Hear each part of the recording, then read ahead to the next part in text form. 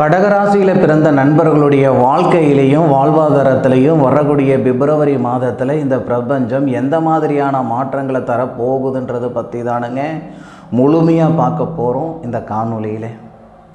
பிப்ரவரி மாதம் 1ஆம் தேதி வியாழக்கிழமை அதிகாலை அஸ்தம் நட்சத்திரம்னு சொல்லக்கூடிய தன்வந்திரி கடவுள் பிறந்த நட்சத்திரத்தில் கன்னியா ராசி தனுசு லக்னத்தில் சந்திர மகா திசையில் சூரியனுடைய புத்தியில் தான் இந்த மாதம் பிறக்கப்படுது. அதுபோக 4 வருடத்துக்கு ஒரு முறை தான் லீவ் வருடம் வரும். பிப்ரவரி 28 இல்லாமல் பிப்ரவரி 29வது நாள். அந்த மாதிரி 2024வது வருடம் லீவ் வருடம். 2024வது வருடத்தில் வரக்கூடிய பிப்ரவரி மாதம் 29 நாட்கள். அப்போ பிப்ரவரி 29 நாட்கள் கடகராசி நண்பர்களுடைய வாழ்வாதாரத்தில் என்னென்ன மாற்றங்களை தரப்போகுது? கடக ராசியாதிபதி சந்திரன் ராசிக்கு 3வது பாவகத்தில் தன்னுடைய சுய நட்சத்திரம் அஸ்தம் நட்சத்திரம் 4வது பாதத்தில் இருந்து கடக ராசிக்கு 9வது பாவகத்தை பார்க்கக்கூடிய அருமையான தருணம். 9வது பாவகம் அப்படின்றது பிதிரு ஸ்தானம், பிதிரு காரகன் அப்படின்னு சொல்லக்கூடிய கிரகம் சூரியன் உங்களுடைய ராசியாதிபதி நட்சத்திரம் திருவோணம் நட்சத்திரத்தில் 3வது பாதத்தில் 287 டிகிரியிலிருந்து உங்களுடைய ராசியை பார்க்கக்கூடிய அருமையான தருணம்.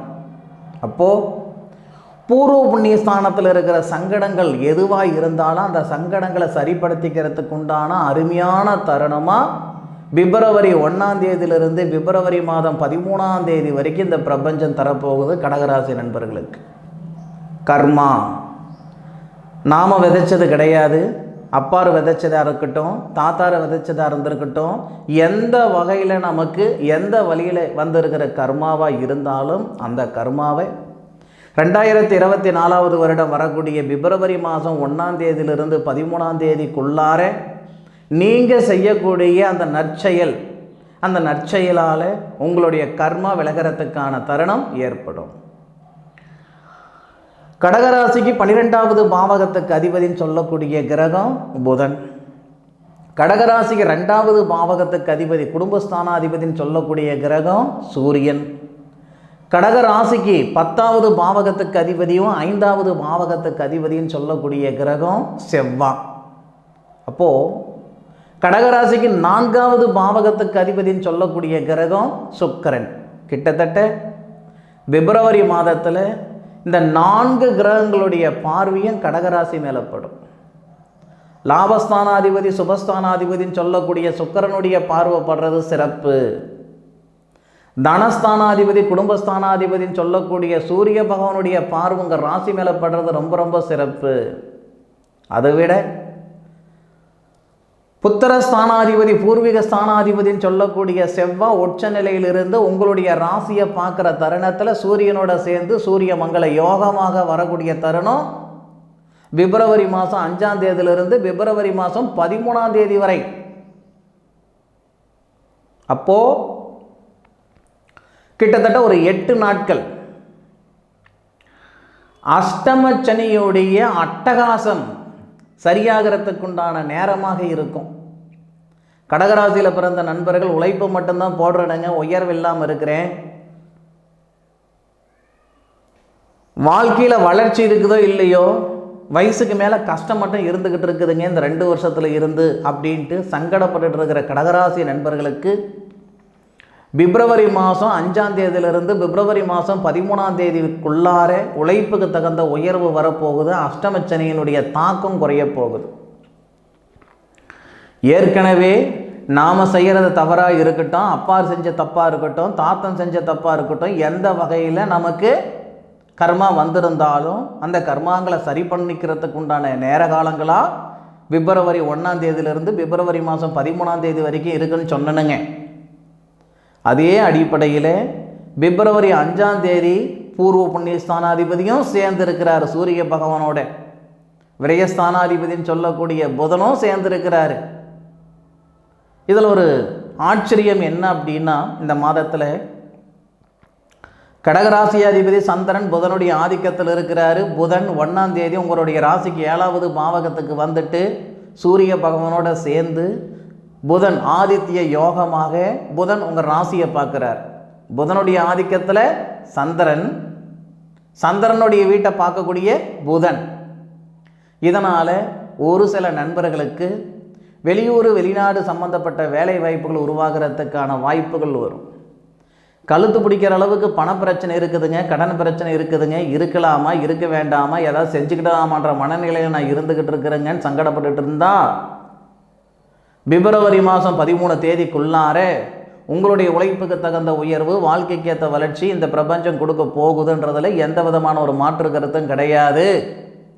பிப்ரவரி மாதம் 13 தேதிக்குள்ளார வரலனா அதன் பிறகு உங்களுடைய விருப்பம். அப்போது பிப்ரவரி 13 தேதிக்கு மேற்கொண்டு இருக்கலாமா இருக்க வேண்டாமா அப்படின்ற மனநிலையெல்லாம் உங்களுக்கு வராது. நிச்சயம் உழைப்புக்கு தகுந்த உயர்வோட, வாழ்க்கைக்கேற்ற வளர்ச்சியோட, அருமையான வாழ்க்கை, அற்புதமான வாழ்க்கை வாழ்கிறதுக்கான பாதை இந்த பிரபஞ்சம் உங்களுக்கு ஏற்படுத்திடும். அதுபோக நிறைய நண்பர்களுக்கு இந்த திருமண தடைகள் இருக்கும். திருமணம் பண்ணலையே அப்படின்ட்டு ஒரு சில நண்பர்களுக்கு சங்கடங்கள் இருக்குது. அப்படின்னா திருமணம் பண்ணிவிட்டு ஏன்டா திருமணம் பண்ணிக்கிட்டோம் அப்படின்ற சங்கடங்களும் இருக்க தான் செய்யுது. குடும்பஸ்தானாதிபதின்னு சொல்லக்கூடிய கிரகம் சூரியன், கல்யாண காரகன், ஆண்களுக்கு கல்யாண காரகன் அப்படின்னு சொல்லக்கூடிய கிரகம் சுக்கிரன், பெண்களுக்கு கல்யாண காரகன் அப்படின்னு சொல்லக்கூடிய கிரகம் செவ்வாய். குடும்பஸ்தானாதிபதியும் ஆண்களுக்கு சுக்கிரன், பெண்களுக்கு செவ்வாய் அப்படின்னு சொல்லக்கூடிய கிரகமும், இந்த 3 கிரகங்களுடைய பார்வையும் உங்கள் ராசி மேலே படுது. தீராத திருமண தடையாக இருந்தாலும் இந்த தருணத்தில் வர பிப்ரவரி மாதத்தில் தேர்ந்துடும். ஆனால் பிப்ரவரி மாதத்துலேயே கல்யாணம் நடந்துருமா சார்? அப்படி சொல்ல வரலையே. வீடு கட்டுறதுக்கான ஒரு அடித்தளம் போடுறது தான் நம்ம நல்ல நேரம் பார்க்குறோமே தவிர வீடு கட்டி முடிகிற வரைக்கும் நமக்கு நல்ல நேரம் பார்க்குறது இல்லை. இந்த மாதிரி திருமணம் தடையாக இருக்குதா, அந்த தடை நீங்கும். இதுக்கு மேற்கொண்டு உங்களுடைய திருமணத்தில் இருக்கிற சங்கடங்கள் நீங்கி திருமணம் தடையின்றி நடந்துடும். போகாத கோவில் இல்லை, பண்ணாத பரிகாரம் இல்லை. இவர் 4 செவத்துக்குள்ளே சொல்லிக்கிட்டு இருக்கிறாரு இந்த வார்த்தை, என் ஜாதகத்தை பார்க்கல, இவர் சொல்கிறது எந்த அளவுக்கு நடக்க போகுது. கேட்காத ஜோசியம் கிடையாது, போகாத கோவில் குளம் கிடையாது, பண்ணாத பரிகாரங்கள் கிடையாது. இது வரைக்கும் கும்பிட்ட சாமியும் கல்லாகி போச்சு, செலவழித்த காசு செம்பாகி போச்சு. இவர் சொன்னது நடக்குமா அப்படின்னா, நான் சொல்கிறது நடக்கணும்னு விதி இருந்தால் அது மாறவா போகுது? நிச்சயமாக நடக்கும், உறுதியாக நடக்கும். அந்த நம்பிக்கை உங்களுக்கு இருக்கோ இல்லையோ, சத்தியமாக 100% எனக்கு இருக்குது. கடகராசி நண்பர்களுடைய கஷ்ட நஷ்டங்கள் குறையக்கூடிய தருணமாக இருக்கும். கல்யாணத்தில் இருக்கிற தடைகள் நீங்கக்கூடிய தருணமாக பிப்ரவரி மாதம் இருக்க போகுது. ஆண்களுக்கு பிப்ரவரி மாதம் 5ஆம் தேதியிலிருந்து பிப்ரவரி மாதம் 13ஆம் தேதி வரைக்கும் ரொம்ப நல்லா இருக்கும். அந்த 8 நாள் ரொம்ப ரொம்ப சிறப்பாக இருக்கும். கல்யாணத்தில் இருக்கிற தடை நீங்கிறதோ, கல்யாணம் பிரிஞ்சு போனவங்க ஒன்று சேர்றதோ, பிரிஞ்சு போன காதலர்கள் இணைகிறதோ, காதல் கல்யாணத்தில் போய் நிற்கிறது, இந்த மாதிரி விஷயங்கள் எல்லாமே ஆண்களுக்கு பிப்ரவரி மாதம் 5ஆம் தேதியிலிருந்து பிப்ரவரி மாதம் 13ஆம் தேதி வரை 8 நாள். சார் பெண்களுக்கு சார் பிப்ரவரி 11ஆம் தேதியிலிருந்து பிப்ரவரி மாதம் 13ஆம் தேதி 3 நாள். பிப்ரவரி 13, 11, 12, 13 3 நாள் பெண்களுக்கு. கடகராசியில் தானே ஆயிலி நட்சத்திரம் சொல்லக்கூடிய, மாமியாருக்கு சரியில்லையே அப்படின்னு சொல்லக்கூடிய நட்சத்திரம் இருக்கு தானே செய்யுது.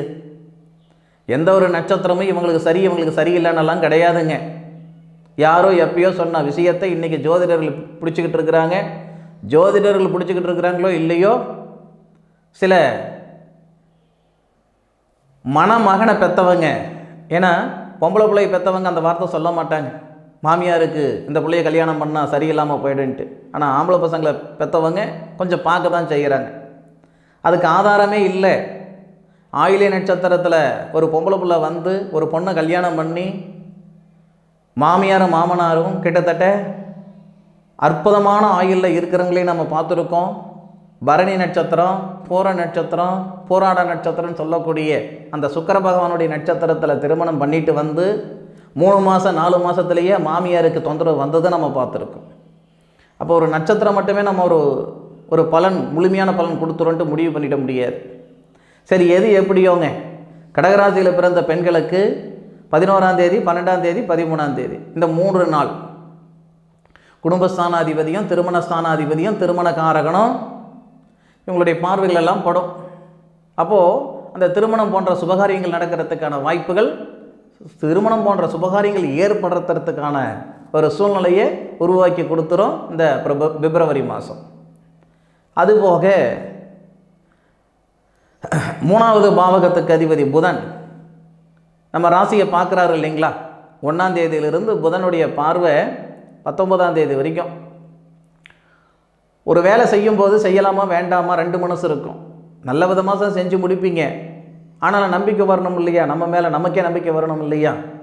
அந்த நம்பிக்கை கிட்டத்தட்ட ஒரு 1.5 வருஷம் 2 வருஷம் அளவில் இல்லாமல் இருக்குது. என்ன காரணம்னா, தொட்டது தொடங்கிறது இல்லை, நினைக்கிறது நடக்கிறது இல்லை, காலையில் எடுக்கிற முடிவு சாயந்தரம் இருக்கிறது இல்லை, சாயந்தரம் எடுக்கிற முடிவு காலையில் இருக்கிறது இல்லை, ஒரு நிலையை நாமளே இருக்கிறது இல்லை. அப்படி இருக்கும்போது ஒரு பயம் இருக்க தானே செய்யும்.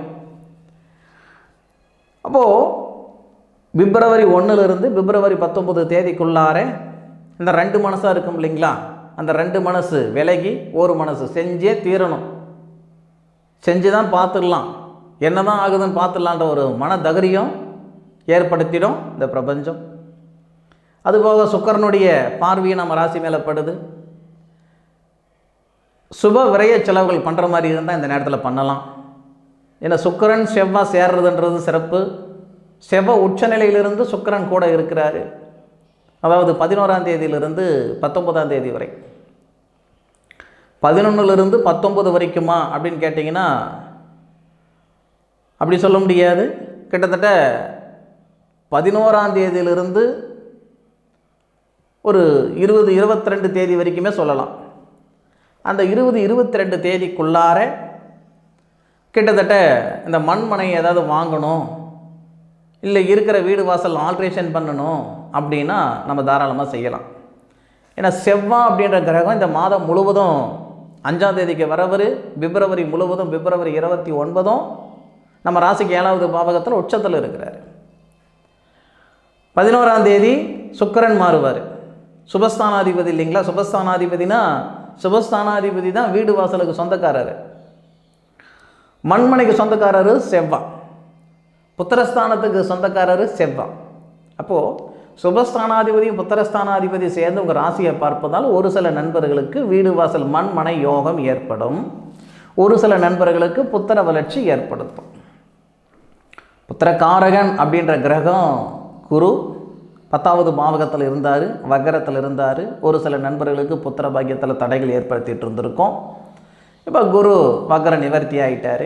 அதுபோக 5வது பாவகத்துக்கு அதிபதி செவ்வாய் நம்ம ராசியை பார்க்குறாரு. அதுபோக செவ்வாய் அப்படின்ற கிரகம் புத்திரஸ்தானாதிபதி, புத்திரஸ்தானாதிபதி 4வது பார்வையை புத்திர காரகனை பார்க்குறாரு. அப்போது புத்திரஸ்தானாதிபதி செவ்வாய் நம்ம ராசியும் பார்த்துட்டு புத்திர காரகனையும் பார்த்துட்டு நம்ம ராசிக்கு 2வது பாவகத்தையும் பார்க்குறாரு, குடும்பஸ்தானத்தையும் பார்க்குறாரு. அப்போ கடகராசி நண்பர்களுக்கு சொல்லலாம் உறுதியாக இது புத்திர வளர்ச்சி உருவாகிறதுக்கு உண்டான ஒரு தருணம் அப்படின்ட்டு. எதிர்பார்ப்புகள் அப்படின்றது எல்லாருக்கும் இருக்குதானங்க செய்யுது. ஒவ்வொருத்தருக்கும் ஒவ்வொரு விதமான எதிர்பார்ப்புகள் இருக்குது. திருமணத்தில் இருக்கிற தடையாக இருந்தாலும் சரி, திருமணம் ஆகிட்டு புத்திர செல்வம் இல்லாத தடையாக இருந்தாலும் சரி, புத்திரபாகியத்துக்கு தடையாக இருந்தாலும் சரி, படித்த படிப்புக்கு உண்டான வேலை வாய்ப்புகள் இல்லை என்ற சங்கடங்கள் இருந்தாலும் சரி, அஷ்டமச்சனியால் சங்கடப்பட்டு இருக்கிற நண்பர்களாக இருந்தாலும் வரக்கூடிய பிப்ரவரி மாதத்தில் கிட்டத்தட்ட ஒரு 70-75% சந்தோஷத்தையும் நிம்மதியும் அனுபவிப்பீங்கன்றதில் எந்த விதமான ஒரு மாற்று கருத்தும் கிடையாது. அனுபவித்து சொல்லுங்கள், ஆராய்ச்சி நான் சொல்லியிருக்கேன்.